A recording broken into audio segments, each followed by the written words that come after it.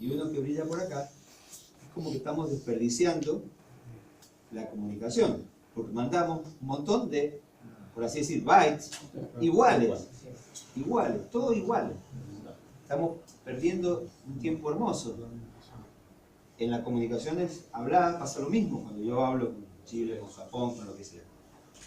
Uno, salvo que las mujeres hablan, prácticamente no hay espacio, no hay silencio, siempre hay información, siempre. Todos los bytes van llenos con algún dato distinto, porque además están hablando y la otra le está contestando. Y cosas diferentes. Y cosas distintas. Y se entiende. Sí. O sea, hay poco espacio de silencio. En cambio nosotros por ahí como pensamos un poco lo que dice, pensamos, y además contestamos inteligentemente, antes de decir algo. Hay espacio en silencio. Esos silencios son bytes perdidos, por así decirlo. O sea, hay información digital que viajó y que no tenía sentido de ocupar el canal. Entonces aparecen toda una serie de protocolos orientados a bits. ¿Qué es lo que hacen estos protocolos orientados a bits? Es como que transmiten exclusivamente lo útil. Transmiten solamente los bits útiles. Se lo estoy diciendo, claro, el video. La sonda está sacando una foto, hay 2 estrellas nada más. La imagen es gigante y es de muy alta definición. Cada uno de esos paquetes de información es de muchos bits, muchísimos bits.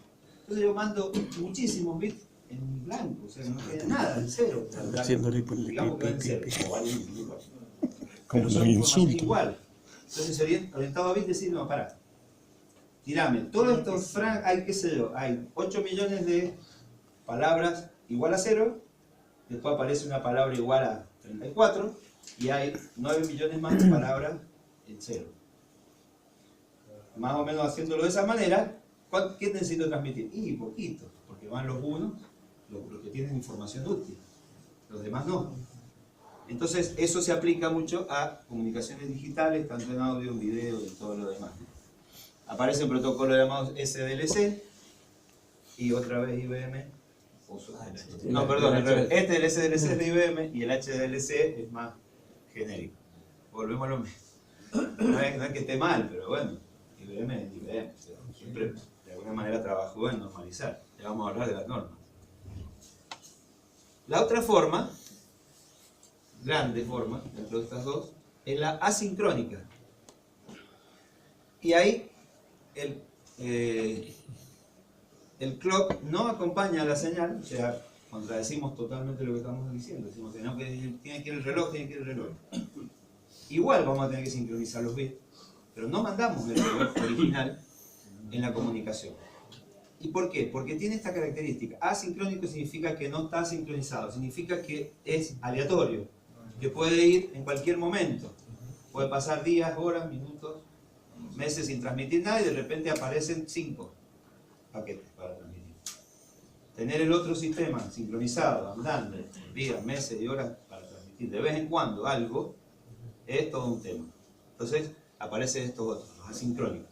Cuando tengo información, la mando. No va con el reloj. Estos solamente están orientados a bytes porque el secreto, vamos a ver cómo funciona, cómo sincronizamos el receptor, está basado en tener una estructura de cantidad de bits fija. Eso es lo que nos permite sincronizar nuestro receptor. Teniendo una estructura de bits fija y que aparece cada tanto, sincronizo cada vez que aparece, nada más. Sincronizo el receptor al momento de aparecer. Se agregan algunos bits adicionales para sincronizar. Siempre perdemos algo. Y otro gran término que van a encontrar es el tipo de comunicación. Simplex significa solamente en un sentido, no sé, una impresora. Yo tengo que enviar información desde la computadora a una impresora y va para allá, porque la impresora recibe e imprime, no hay mucho más que hacer. Hay algunas otras cosas, pero en principio solamente nos interesa que vaya en un sentido, ¿no? O el famoso satélite que nos manda fotos, nos manda la foto. Es lo más importante eso, la foto. Semiduplex significa que la información puede ir y puede volver, pero no simultáneamente.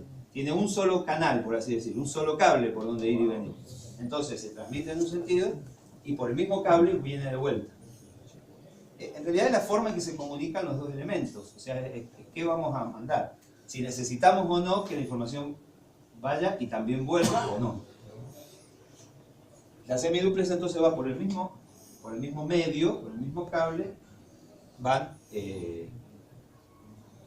en un momento y en otro momento vuelve. No quiero volver a pegar a las mujeres, pero bueno, no hay problema. Full duplex es transmito y recibo simultáneo. Ese aplica a las mujeres sin problema, porque pueden estar hablando y contestando lo que les gustó la vez. Sin ningún problema.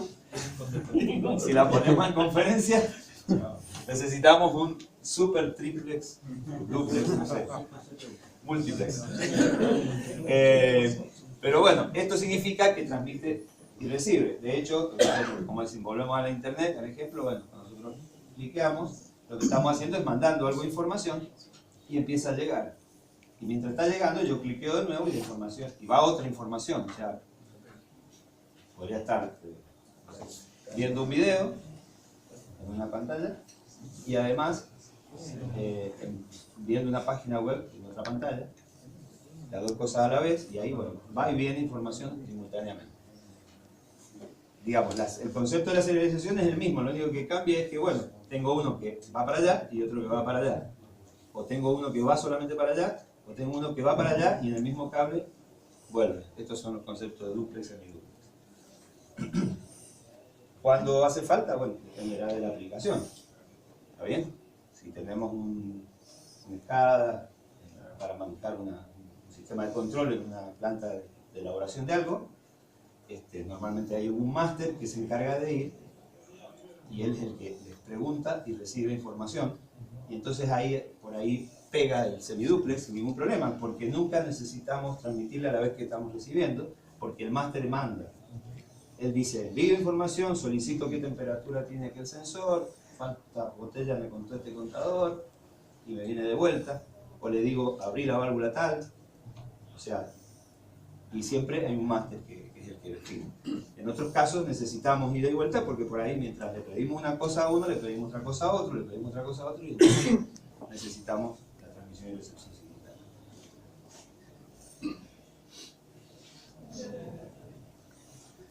Volviendo a describir un poquito más cada uno, en los sincrónicos, un poco esto es lo que llamamos sincrónico estándar. Hay un carácter de sincronismo, tiene un formato, como decimos, el que transmite se pone de acuerdo previamente con el que va a recibir, le dice, mira, el carácter de sincronismo es 11001001. El otro lo carga y entonces sabe que cuando venga esa combinación por el cable, está el sincronismo. Después vienen los datos y después normalmente se colocan algunos caracteres. Esto es CRC, significa carácter de redundancia cíclica. Estos caracteres surgen de una suma, por así decir, de lo que hay acá adentro, una fórmula, una ecuación, se meten en una fórmula. Yo no quiero ir tan adentro porque no es tan necesario. CRC simplemente son esos caracteres que surgen de la estructura de estos datos. O sea, con el dato original se lo pasa por un polinomio, un binario, una suma, resta, qué sé yo, y se generan dos caracteres que son únicos de alguna manera para esta combinación de bits. Detector de error. Detector de error. Detector y corrector. Del lado del receptor, ¿qué es lo que hay? Recibo todo el paquete y también el CRC y hago el mismo cálculo y verifico. A ver, coincide, está bien. Los datos que vinieron están bien, están íntegros, no se me perdió nada, no se cambió nada. Y entonces lo considero bueno. Si está bien, listo, lo hacemos. Si no está bien, por el canal inverso, le digo no, mandámelo de vuelta. Bueno. Todo eso ya está a niveles más arriba en capa, ¿no? Pero bueno, este es el sincronismo normal. El bisincrónico tiene dos, pone dos caracteres distintos y entonces el receptor espera uno, cuando llega ese, espera al segundo, y si llegan los dos, dice bueno, sincronizamos. Entonces, los bits estaban sincronizados por el reloj, los caracteres están sincronizados por esto que está acá.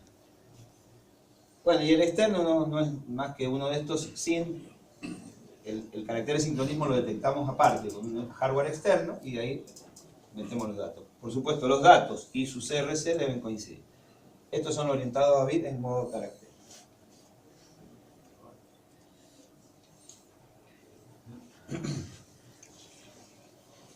byte, orientado a carácter. Estos son orientados a bit. En rigor, todo esto que dijimos de que mandamos solamente los bits, que son los útiles, es acá. Porque aparece algo que le llaman opening flag en la estructura orientada a bit, pero no es ni más ni menos que un carácter de sincronismo de tamaño fijo. Después aparece una dirección, porque esta comunicación permite enviar información a distintos lugares, entonces aparece una dirección de destino, y los datos son solo los unos. Field es campo de unos, por así decir. Ya, resumiéndolos todos, enviamos solamente la información útil, que podrían ser los unos, nada más. Los CRC, que ya otra vez son formato carácter, y el closing flag, que viene a ser otro sincronismo final, como para decir, ok, terminó. Un poco eso es el concepto de los orientados. ¿Qué hay acá en el HDLC, en el SDLC de IBM, etcétera, etcétera? Hay todo un mundo para definirlo en detalle. Pero el concepto es ese, se manda. Acá lo único que tiene más es que acá los bits van todos juntos, o sea, no se cortan en pedacitos, no hay bytes, van todos los bits solos. Y ahí rinde más, como decimos, la comunicación. Al mandar solamente los unos, estamos haciendo lo mismo. El asincrónico, que es solamente orientado a byte, tiene una característica, como dijimos, el reloj no viaja, no se transmite en forma permanente, sino que la línea tiene un estado que llamamos de marca, en donde está una corriente continua, por así decir, en un valor determinado. En este caso lo he puesto en 1. ¿Qué tiene de especial? Es orientada a carácter, orientada a byte, entonces siempre van paquetes del mismo tamaño. Aparece un bit que llamamos start, este es el bit adicional. Ese bit que llamamos start tiene este ancho, que ahí nos daría la equivalencia en bit por segundo de una comunicación sincrónica.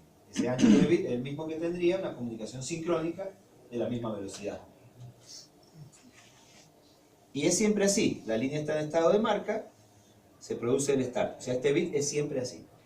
Después vienen los bits. El bit 0, el 1, el 2, el 3.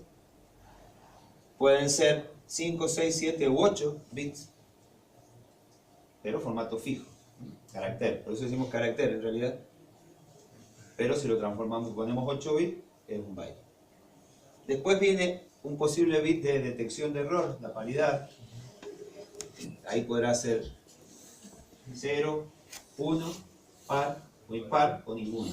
Ahí uno elige cuál es la que quiere usar. Siempre el que envía se pone de acuerdo con el que va a recibir en qué formato va a enviar su información. Esa paridad ya no es de corrección de error, sino solamente de detección, y es bastante pobre, porque simplemente lo que se hace, ese bit de paridad, se le agrega un bit para definir la paridad elegida. Si yo elegí la paridad par, bueno, se miran los bits que hay, cuántos hay, y si la cantidad de bits es impar, necesito agregar un bit para que se transforme en par.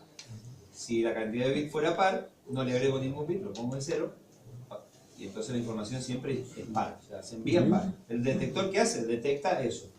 Si ves par o impar, ¿cómo quedó? Como digo, es muy elemental. Si se cambia un solo bit, todo bien, pero si se llegaran a cambiar 2 bits, ya perdemos la capacidad de detección del error. Si hay error de paridad, se pide la transmisión. Ya está en un nivel superior, digamos. Ya el protocolo debería definir, o sea, la aplicación que yo estoy usando o una capa superior me tendría que decir qué hago con eso. En muchos casos no le presto atención, en otros casos simplemente sí, envío un no aceptado, y entonces la aplicación del otro lado dice, a ver, este último carácter que mandé, el último carácter o byte que mandé, no está bueno, lo vuelvo a enviar. Todo eso ya depende de lo que sería un protocolo, una forma como digo, está en una capa arriba, o sea, está en otro punto. Esto es lo básico, es lo que yo mido con el osciloscopio. Con el osciloscopio miro los 0 y los 1, bueno, eso es lo que yo veo. Después, ¿El flujo de mensaje está bien ahí señalizado o no tendría que ser al revés? Esto, No, el flujo, la flecha, sí, estamos hablando de cómo viaja, cómo avanza el dato en la línea. cómo va, claro, va Por eso, avanzando. el avance del dato en la línea, o sea, cómo lo veo pasar. Sí, podemos dibujarlo al derecho o al revés, pero es un poco lo que va pasando en el tiempo. Claro, bien. ¿Está bien? Yo me paro en un lugar y Y miro va lo que va pasando, pasando. claro. Ok. Esto que está acá es muy importante en la comunicación asincrónica, el stop. El stop bit tiene que ver con cuánto tiempo tengo que volver la línea a su estado original de marca antes de que venga otro nuevo carácter. Por eso es asincrónico. Va el carácter y puede ir uno dentro de 2 días o pueden ir uno atrás de otro. Ahora, cuando van uno atrás de otro, ojo, la línea tiene que volver a su estado de marca o a su estado de reposo un tiempo mínimo. Ese tiempo mínimo es 1, 1,5 o 2 bits. Ya vamos a hablar por qué este número tan extraño. El 1,5 que nos descuadra todas las cosas binarias que tenemos. O sea, 1, 2 bits, está todo bien. 1,5. ¿Qué pasó? ¿De dónde lo sacamos?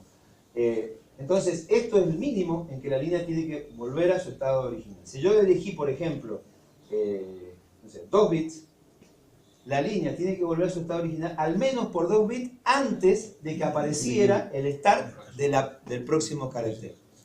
Es como que eso, ¿qué hace? Es como que pone a cero Claro, el sistema. Y en eso se basa el sincronismo remoto sin el cable de sincronismo.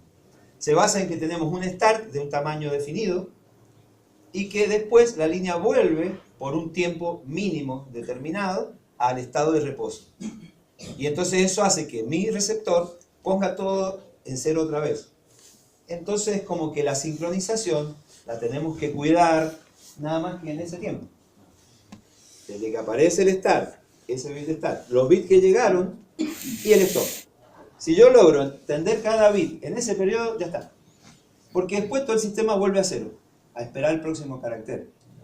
Entonces, ya no hace falta que le paguemos a los japoneses un reloj súper sincronizado, genial, porque nos tenemos que cuidar de sincronizar nada más que 8, 9, 10 bits.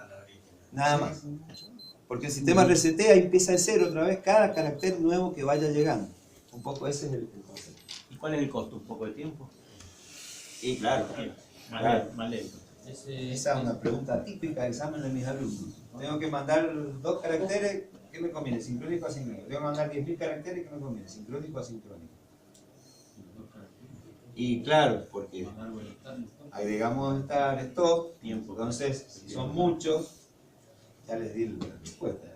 Si son muchos caracteres, conviene el sincrónico, porque pierdo un par de caracteres, o 1 o 2 para sincronizar, y de ahí en más queda sincronizado con el reloj, y puedo mandar todo lo que quiera, y no pierdo, y mando nada más que la carga, que es los caracteres a enviar, los bytes a enviar. Nada más, porque está sincronizado con el reloj. ¿Está bien? Entonces, cuando hay grande volumen de información, sincrónico. Ahora, si voy a mandar un carácter cada tanto, mira, si van a ser muchos, en asincrónico no me sirve, porque le empiezo a agregar un bit de inicio, uno de final, uno de inicio, uno de final, uno de inicio, le estoy metiendo una carga, y en un ratito nomás ya me comí los caracteres de sincronismo. Si eran 2 bytes, por ejemplo, y sincrónico, son 16 bits. En un ratito ya me comí los 16 bits, porque cada carácter tiene 2, o sea que en 8 caracteres ya. Entonces ahí está un poco el punto de quiebre. Y bueno, la otra pregunta es, bueno, ¿y cuál es el límite? Claro, ahí se... El modo sincrónico siempre requiere un canal más. O sea, cuando hace una transmisión remota, el modo sincrónico no va. No, el modo sincrónico, o sea, más allá del reloj tiene que viajar. Bueno, sí, pero en realidad no es un canal más, sino que existe después toda una serie de elementos en la modulación, etcétera, en donde yo puedo sumarle a los datos el reloj. O sea, le sumo el reloj a los datos de alguna manera, entonces la información que viaja en el receptor Lo abre, lo separa. y saco el reloj. Y entonces ya sacando el reloj, ya tengo como sincronizar el receptor. Pero no es que se ocupe un canal más. Además sería un canal muy tonto porque sería un reloj. Claro. Pero lo que se hace es mezclar reloj con los datos, se modula Se mezcla eso y eso se mete en el transmisor. Entonces en el transmisor va un engendro que es la suma de los datos más el reloj. El receptor, ¿qué hace? Tiene una manera, tiene un reloj local que está por ahí medio tonto, no sabe bien por dónde va, pero cuando recibe la información lo separa y ese que llega lo pone en sincronismo al reloj receptor. Entonces es como que crea un nuevo reloj receptor igual que el que se generó la transmisión. Un poco ese es el concepto. Ingeniero, el tamaño de la palabra del bit y del start y el stop. Exactamente. Igual que el otro, el dato, digamos. No, es el ancho de un bit. El ancho de un bit. O sea, es lo que sería el ancho de un reloj, del pulso de reloj. Un poco acá vamos a ver cómo es la relación. O sea, digamos, ¿qué tenemos en común entre los dos sistemas? La cantidad de bits por segundo. Eso es común a ambos sistemas, el asincrónico y el sincrónico. O sea, los bits por segundo son los bits por segundo. Pasados a byte son los bytes por segundo. Pasarlo a kilobyte, a megabyte por segundo, o sea, todo eso es la unidad. La unidad es el bit por segundo. Entonces, el ancho del bit de start tiene que tener el mismo ancho que tendría un bit en el modo sincrónico, que sería el del reloj. Sería el del reloj. No es una palabra codificada, digamos. No, es un ancho, es un bit nada más. De hecho, que nos pone el osciloscopio, conecta una comunicación serial donde se están transmitiendo los bits y uno puede sincronizar tranquilamente, en el asincrónico puede sincronizar tranquilamente cada carácter. Podría ver los 0 y los 1, el dibujito ese que yo dibujé, se puede ver. Se puede ver una cosa así y después acá otra cosa, porque depende de los caracteres que se envíen. Si tengo ganas de enviar siempre el mismo, por ejemplo la A, entonces voy a poder ver sincronizado el bit de start y la combinación de ceros y unos de la letra A. O sea, por el osciloscopio, como va a ser así, barre, salvo que usamos un digital que podamos almacenar, vamos a ver los demás, cualquier cosa, pero el start lo vamos a ver perfectamente. Y el stop también. Siempre va a volver al mismo lugar. Bueno, volviendo al dibujo anterior, un poco es el esquema que habíamos visto antes, ¿no? La velocidad de transmisión en bits por segundo es en el sincrónico, ese es su parámetro. No tiene otro parámetro. Yo pongo un reloj y el reloj que coloque, esa es la velocidad de transmisión. Si pudiéramos medir en un sistema que trabaje en sincrónico, podríamos poner un canal en el reloj y vamos a ver pasar los bits. Y esa es la velocidad. O sea, esa es la velocidad en bruto, ¿no? Por supuesto, cuando ya aparecen protocolos y cosas así, bueno, empiezan a aparecer otros caracteres que se agregan para que la comunicación sea correcta. El hecho de determinar si hay errores, el hecho de decir, bueno, transmitir el error. Si yo tengo muchos errores en la comunicación, porque pasa algo, va a haber muchas retransmisiones. Entonces, si lo tomo a lo largo de un periodo grande, me voy a dar cuenta que no me rindió los bits por segundo que dice este reloj. No me rindió. Pero estoy seguro que en el aparato que lo quiso transmitir sí anduvieron los bits por segundo que tenemos acá. Pero ya es otro problema, es el medio, hay una mala comunicación. O sea, yo paso por, bueno, tiene que haber pasado, paso por un módem, por una línea telefónica, la línea telefónica es la de la casa, y tengo colgado un teléfono en el dormitorio, otro en el living, otro. Todos esos teléfonos colgados de la línea me están generando problemas ya ahí, en la casa. La nena se puso a hablar con el novio, no todo, o sea que si lo mido en rendimiento, se acabó, o sea, no me da esto. Esto sería en el sincrónico, y como decíamos, si esto fuese el carácter de sincronismo, por así decirlo, bueno, cortando en la misma posición voy a encontrar cada uno de los bits. Como decimos, su parámetro es esto. Esto indirectamente me dice, bueno, los bits por carácter a transmitir, los caracteres por segundo, los caracteres por minuto.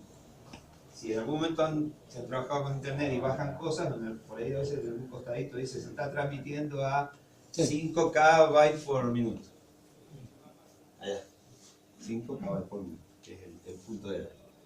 Si lo volvemos para atrás, nos va a decir cuántos bits por segundo estoy transmitiendo en ese momento. Y ahí, bueno, ustedes ven que rinde distinto, porque depende con quién se conecten, por dónde pase, etcétera, etcétera. Hay un montón de temas. Vamos al asincrónico. Bueno, hay un carácter, el que sigue, etcétera, ¿no? El asincrónico tiene algunas cositas más. Un poco acá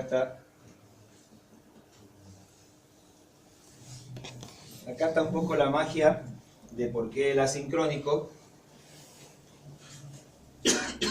no necesitaría el reloj.